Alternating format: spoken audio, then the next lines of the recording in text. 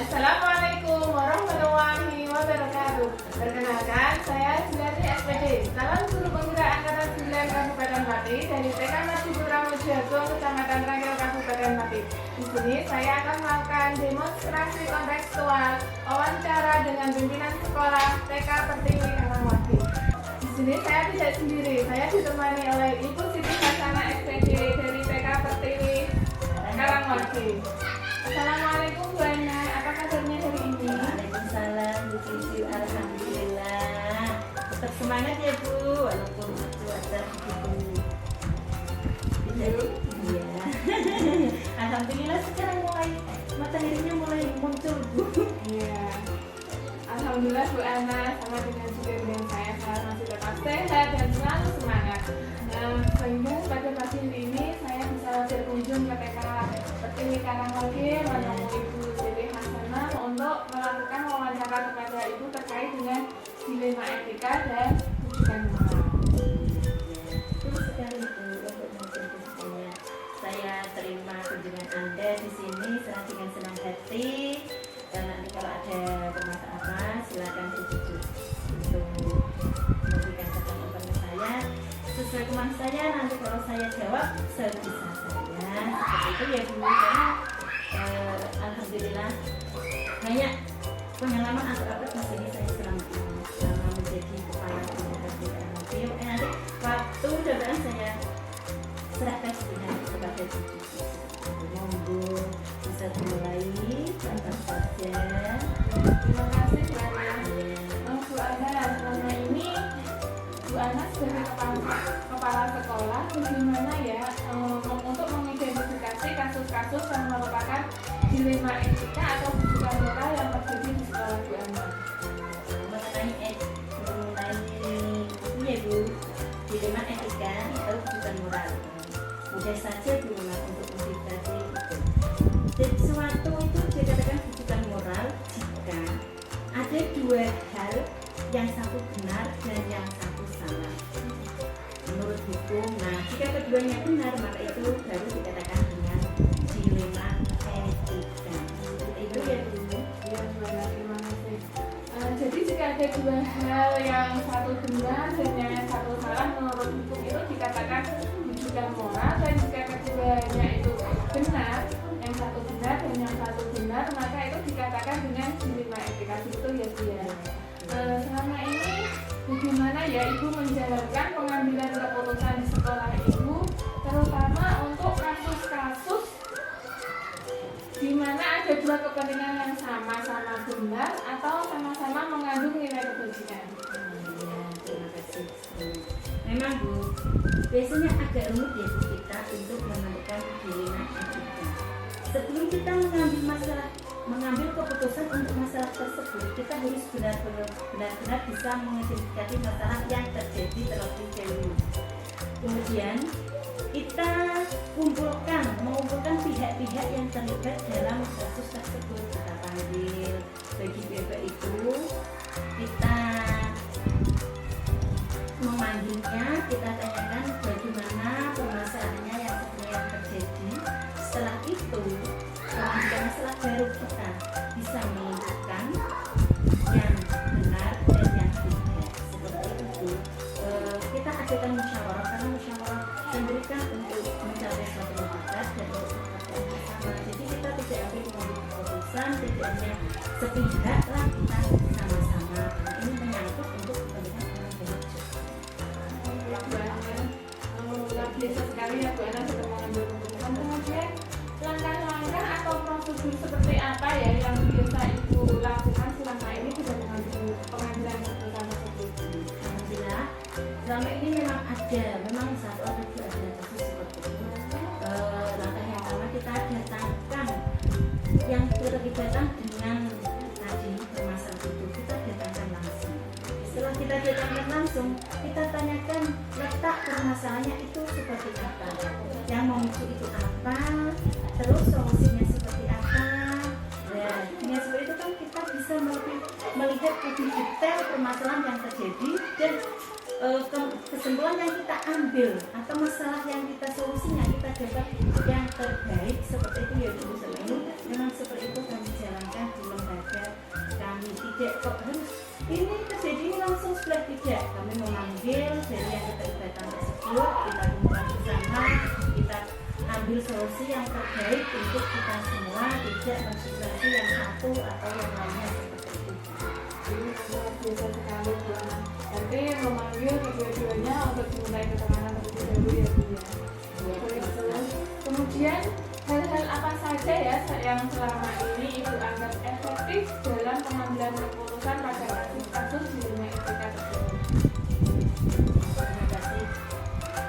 Dalam pengambilan keputusan pada kasus di dunia etika, saya melakukan dialog dengan pihak yang bermasalah dengan prinsip kekeluargaan agar dapat menunjukkan solusi yang dapat diterima kedua belah pihak sehingga tidak ada perselisihan di antara kedua belah pihak yang bersangkutan seperti itu.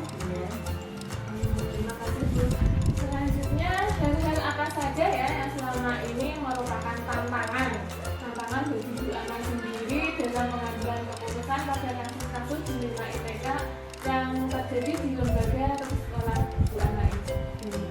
Ya, memang tantangan pasti ada. Biasanya memang kan mengajar anak kecil seperti itu. Orang tua menurut ini suatu tantangan yang luar biasa seperti itu. Selama saya jadi kepala tantangan saya detik dalam pengambilan keputusan adalah bagaimana cara mencari solusi yang terbaik bagi semua pihak dengan tanpa resiko dan bisa menerima keputusan yang kita ambil bersama-sama secara kekeluargaan. Seminimal mungkin kita ini masalah agar tidak kembali muncul untuk pembelian luar begini biasanya kan di luar banyak yang di sini tidak, kita di sini keluargaan, kita di sini bisa mengomong sesuai apa yang kita rasakan seperti apa. Dari situ saya akan menunjukkan dukungan yang positif yang mana, yang tidak perlu didukung yang mana. Nah, di itu kita sebagai kepala sekolah saya hanya menengahi dari itu tersebut, kita demikian, kita berikan solusinya, kita berikan yang terbaik buat mereka, karena kita kan selaku semua penduduk ITK Pertiwi lagi kan yuk menjaga kerukunan, menjaga kebersamaan, persatuan untuk anak-anak kita bisa meneruskan kehidupannya biar tidak ada permasalahan yang negatif untuk lembaga seperti itu. Biasa sekali Bu Ana dalam menyikapi kasus-kasus yang terjadi di lembaga di Etika Pertiwi. Apakah Ibu dalam menyelesaikan masalah tersebut mempunyai sebuah tata cara atau jadwal tertentu dalam sebuah penyelesaian kasus di dunia etika? Apakah Ibu langsung menyelesaikannya di tempat atau saat itu juga menyelesaikannya saat itu juga, atau Ibu mempunyai sebuah jadwal tertentu untuk menyelesaikannya dalam bentuk prosedur seperti apa atau bagaimana Ibu dalam menjalankannya? Terima kasih. Sebagai kepala sekolah, langkah yang tepat yaitu menyelesaikan permasalahan yang ada secara langsung dan diselesaikan di sekolah pada hari itu juga. Karena kalau kita tunda-tunda, memang biasanya ada acara kita keluar rapat atau ada kegiatan yang lainnya. Tapi sebisa mungkin kita mengkondisikan, lihat ada permasalahan, secepat mungkin kita bisa menyelesaikan perselisihan. Baru dengan agar tidak berkepanjangan gitu ya Bu ya. Biasanya kalau sampai berlarut-larut kepanjangan kan nggak enak ya, menjadi lebih. Sekarang kan tidak dipanjang-panjangkan ya Bu ya, otomatis malah murid di luar ini anakku gini-gini. Kalau tidak segera kita selesaikan, kita kan nanti berbuntutnya panjang sekali seperti itu kan. Banyak saya melibatkan terutama Dewan Guru atau yang memberikan pertimbangan dan masukan yang baik serta pengawasan sekolah dan kompleks sekolah tergantung pada karakter permasalahan yang kita hadapi nanti. Pokoknya intinya kita secepat mungkin, sedini mungkin untuk mengatasi permasalahan tersebut seperti itu. Tapi Bu Ana dalam menyelesaikan masalah itu sesegera mungkin ya, tidak ditunggu-tunggu nanti biar masalah itu tidak berlarut-larut dan tidak berkepanjangan. Untuk panjang biasanya kan seperti itu ya. Kalau ditunda-tunda ya, kalau ditunda-tunda nanti semakin panjang dan satu masalah itu akan menjadi berakar-akar menjadi beranak-anak masalahnya. Baiklah Bu Ana, Bu Ana dalam menyelesaikan masalah di lembaga Bu Ana ini, adakah seseorang atau faktor-faktor apa yang selama ini mempermudah atau membantu Bu Ana dalam mengambil keputusan dalam kasus-kasus dilema etika di sekolah itu? Misalnya, atau adakah orang yang membantu Bu Ana dalam menyelesaikan masalah? Memang setiap masalah yang ada selalu saya bawa dalam suatu forum musyawarah. Sebelum saya memanggil seseorang yang terlibat, saya bisa manggil dulu, ngomong-ngomong dulu lah, jadi kemarin gimana, masalahnya seperti apa, seperti itu, agar lebih cepat menemukan solusi terbaik dan kadang juga bisa bersinergi dengan pengawas sekolah atau komite sekolah juga biasanya saya terlibatkan dia untuk itu, karena saran mereka dan masukan dari mereka semua kita tunggu untuk kita selalu tunjukkan untuk kemajuan di lembaga kami tidak kok langsung saya ambil kita sendiri, tidak, saya tetap belajar dulu gimana masukannya dari komite, dari pengawas, nanti saya libatkan semua baru tadi solusinya gimana, seperti itu. Saya melibatkan semua yang ada di lembaga kami. Jadi semua warga sekolah ya, dari jenjang dewan guru, komite, yayasan, orang tua semua ikut terlibat dalam musyawarah untuk pengambilan keputusan dalam kasus dilema etika. Jadi semua hal yang telah Ibu sampaikan, pembelajaran apa ya yang dapat Ibu ambil atau Ibu petik dari pengalaman Ibu dalam pengambilan keputusan dilema etika di sekolah Ibu? Memang sebagai pemimpin di sekolah di lembaga ini, dalam pengambilan keputusan harus berdasarkan kesepakatan bersama, musyawarah kan untuk mufakat bersama, tidak harus diambil karena membiasakan diri untuk bertanggung jawab atas setiap keputusan yang telah ditentukan, karena bekerja sebagai tim lebih ringan dalam menyelesaikan suatu permasalahan yang ada di lembaga kami daripada saya sendiri orang-orang kesana kesini, kan tidak memungkinkan gaya Bu. Selain itu komunikasi yang baik pada setiap elemen warga sekolah sangat menentukan cepat lambatnya pemeriksaan masalah yang ada di lembaga kita. Seperti itu Bunda. Alhamdulillah selama ini saya juga sering terlibatkan semua seperti yang tadi saya katakan jadi waktu ada pembinaan itu ya demi terciptanya komunikasi agar tidak simpang siur seperti itu kan Bu. Terus untuk kemajuan lembaga kami juga, kami sudah tidak diktator harus seperti ini juga. Kita bersama-sama untuk kemajuan di lembaga seperti Karawati ini juga. Jadi Bu Ana dalam pengambilan keputusan itu melibatkan semua warga sekolah, terus tidak bekerja sendiri, bekerja sama dengan mereka yang terlibat dalam masalah tersebut. Bu Ana memang luar biasa sekali dalam pengambilan keputusan di lembaga ini. Baiklah Bu, terima kasih untuk waktu dan kesempatan yang sudah diberikan kepada saya pada pagi ini. Saya mohon maaf karena saya sudah mengganggu kesibukan Bu Ana. Kami ada waktu, monggo kapanpun dibutuhkan jenengan kesini mawon, tidak apa-apa. Semua kalau bisa sama Bu saya jawab, kalau ada apa saya buka lebar di lembaga kami untuk jujur. Terima kasih Bu ya. Semoga sukses ya Bu. Iya, terima kasih banyak. Semoga Bu Ana juga diberikan kesehatan dan semoga berlimpahan rezeki dari arah yang tak terduga. Terima kasih untuk waktunya hari ini. Assalamualaikum warahmatullahi wabarakatuh. Waalaikumsalam warahmatullahi wabarakatuh. Semangat Bunda.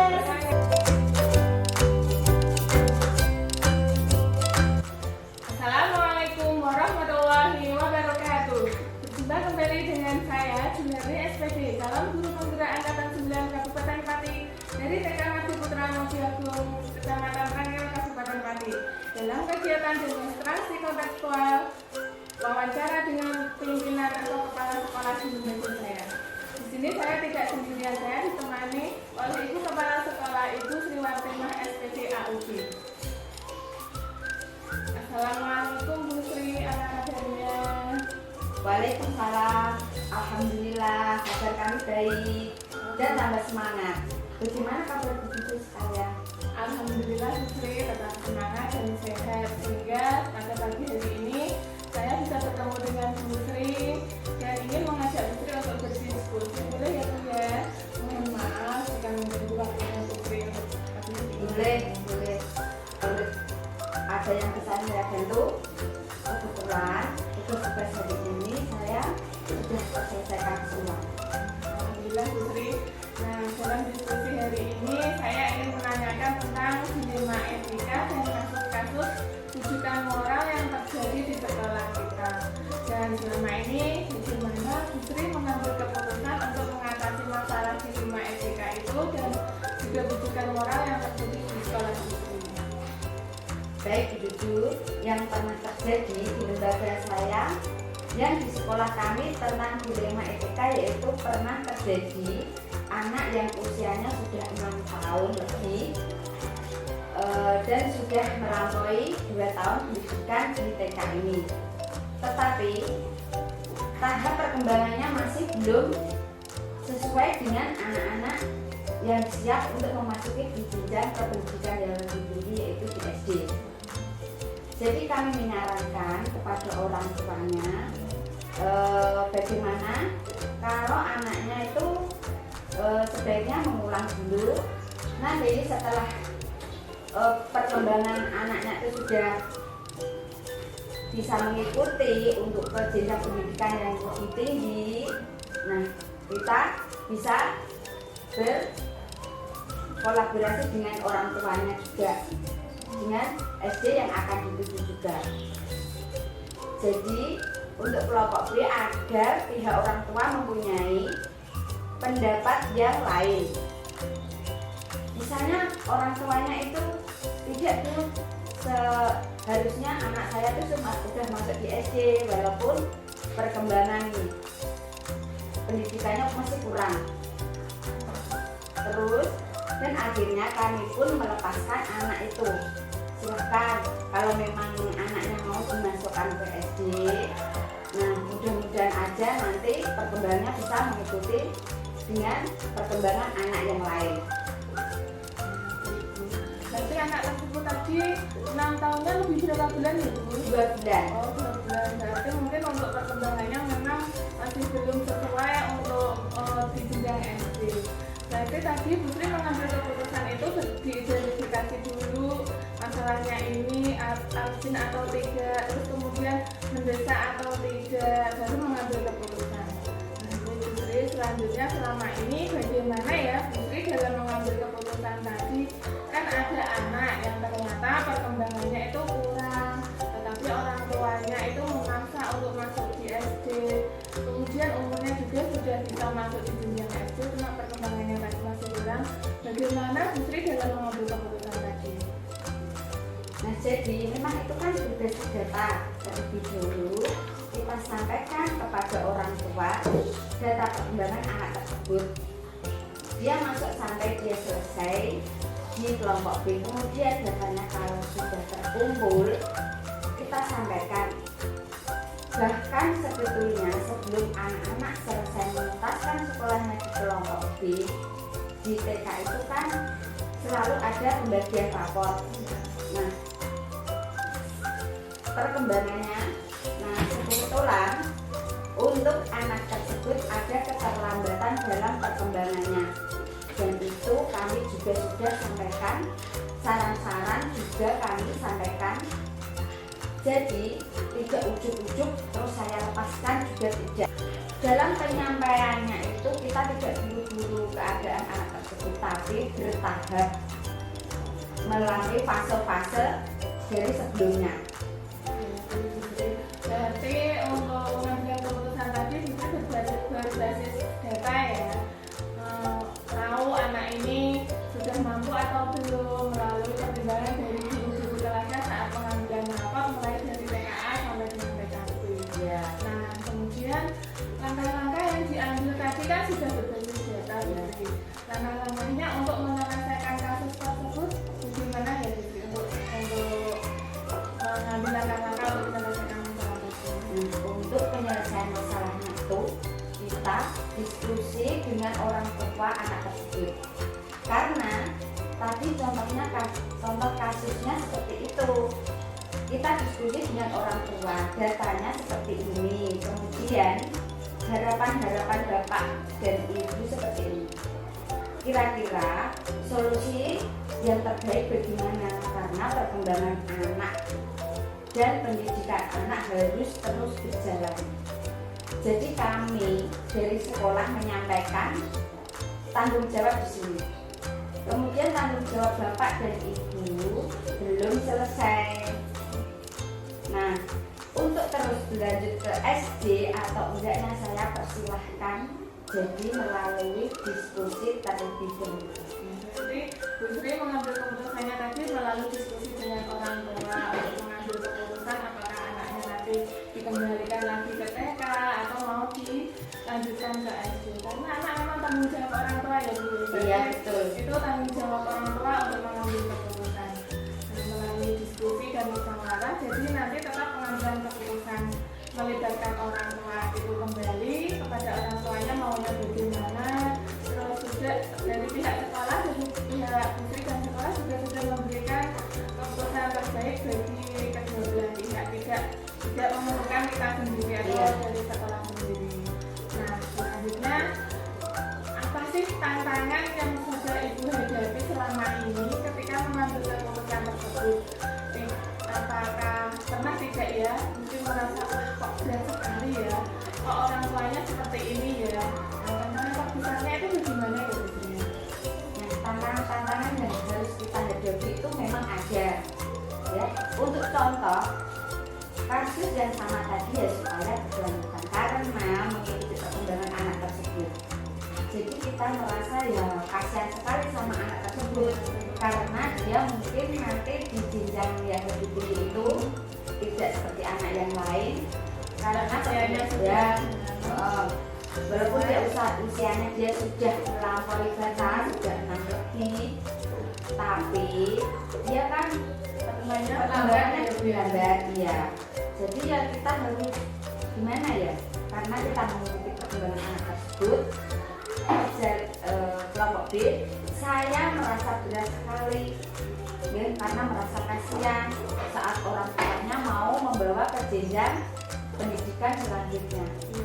Tentunya seperti itu karena anaknya juga perkembangannya lebih lambat. Kalau nanti dilepas di jenjang SD, Putri sendiri mempunyai beban karena anak tersebut sudah 2 tahun sekolah di sini. Terus tapi dari pihak orang tuanya itu memaksa untuk dilanjutkan ke jenjang SD. Pasti Putri sendiri sebagai kepala sekolah pasti merasa berat untuk melepas anak tersebut. Nah kemudian nih ada tidak sih ketika Putri menghadapi kasus rujukan moral atau dilema etika itu ada tidak jadwal tersendiri untuk menyelesaikan kasus tersebut atau harus hari ini atau mau kapan untuk diselesaikannya, apakah itu ada jadwal tersendiri sendiri? Nah, sebaiknya dalam penyelesaian masalah itu dilakukan secepatnya namun tidak terburu-buru. Jadi ada prosesnya terlebih dahulu. Setelah kita menerima dan mengidentifikasi masalah, kemudian kita nanti berikutnya kita lakukan bertahap selanjutnya. Kemudian kita kumpulkan data-data tadi seperti yang saya sampaikan, kemudian kita atur jadwal. Kalau jadwal pastinya ada, harus dijadwalkan bertemu dengan orang tua. Kalau misalkan kasusnya seperti tadi, kemudian nanti kita cari solusinya seperti apa. Jadi kita mau bermusyawarah dulu seperti apa yang memang bertahap, baiknya memang segala sesuatu permasalahan diselesaikan secepatnya. Namun kita tidak usah terburu-buru ataupun tergesa-gesa. Karena biasanya kalau dalam pengambilan keputusan tergesa-gesa itu selalu ada saja hal-hal yang terlupakan. Benar sekali yang berarti Sri itu dalam mengambil keputusan itu nanti tidak tergesa-gesa, namun secepatnya ya dia. Ya, lebih baik, lebih cepat lebih baik. Lebih cepat lebih baik. Bu Sri ada ada tidak ya seseorang yang Busri percaya, atau mungkin apakah ada faktor-faktor yang menjadikan Busri dalam menjalankan sebuah penyelesaian masalah itu ada teman sejawat atau guru yang ditunjuk, atau istilahnya kalau kita bahasa dulunya itu bestie yang bisa membantu Busri dalam mengevaluasi keputusan. Ada tidak ya masalah Busri? Alhamdulillah ada. Tentu yang menjadi partner utama saya di sekolah adalah guru-guru semua yang ada di sekolah kami. Itu menjadi partner pertama kali terutama dalam penyelesaian masalah yang terjadi kasus pada satu angka level tertentu. Tentu kita harus melihat running recordnya anak tersebut, kan itu yang mencatat penilaian perkembangannya dan sebagainya itu kan gurunya masing-masing gurunya. Jadi kita sebelum bertemu dengan orang tua harus harus kumpulkan dulu data-datanya dari guru-guru yang mengaku di situ. Jadi ya tidak bisa melakukan itu sendiri, tapi saya harus berdiskusi, kemudian juga mencari solusi bersama dengan guru-guru terlebih dahulu. Berarti Busri berembuk berdiskusi dengan para guru wali kelasnya. Kan memang yang mengetahui perkembangan anak tersebut adalah guru kelasnya. Ya, yang tahu anak ini sudah sampai perkembangannya sampai di mana itu guru kelasnya. Sebagai kepala sekolah paling ya cuma tahu, sekedar tahu, tapi tidak sepaham guru kelasnya ya.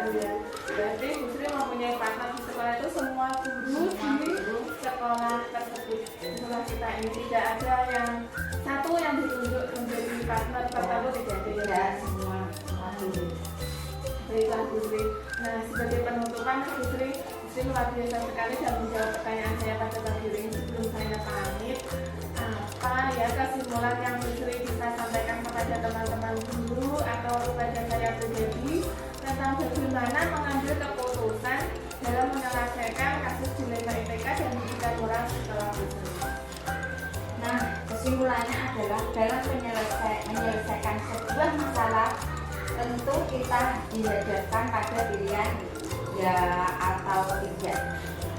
Dalam memilih keputusan iya ataupun tidak, pastikan kita sudah memilih mematangkan terlebih dahulu. Ada banyak hal penting yang harus kita perhatikan, seperti apa masalahnya, kas madorotnya seperti apa, kemudian dalam memilih menyelesaikan masalah, apalagi misalnya konflik intern antara guru misalnya yang seperti itu, kita tidak langsung menjudge kepada satu gurunya, tapi kita lihat dulu, tabayun dulu, kita tanya dulu benar enggak kondisinya seperti itu kepada si A, kepada si B nya juga seperti itu, apakah benar kondisi seperti ini. Jadi tidak terburu-buru, tapi kita lakukan secepatnya, tapi tidak tergesa-gesa.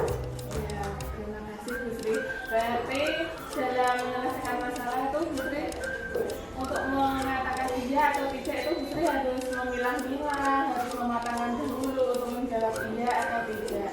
Misalnya dalam di sekolah kasus intern antar guru juga Busri tidak harus membela salah satu guru, ya harus mencari bertabayun dulu, mencari apakah benar kejadian seperti itu.